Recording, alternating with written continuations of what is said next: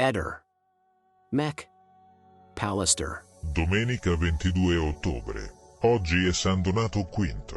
La frase del giorno è: un che di divino affiora un attimo prima del trionfo e un attimo dopo il fallimento. Accadde oggi, 22 ottobre 1957, guerra del Vietnam.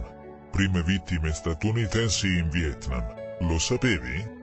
La successione di Fibonacci è una sequenza di numeri interi naturali nella quale ogni termine è pari alla somma dei due termini precedenti. Il giglio ha 3 petali, i ranuncoli ne hanno 5, il fiore di cicoria 21, la margherita 21 o 34. Possiamo notare che anche gli stami al centro di una margherita sono disposti su 2 famiglie di 21 e 34 spirali. Lo stesso avviene anche per le brattee delle pigne. 5 o 8 spirali in un senso e 13 o 21 nell'altro. Per la corteccia dell'ananas, 8 e 13. Sono tutti numeri di Fibonacci. Ehi, non dimenticare di iscriverti a questo canale.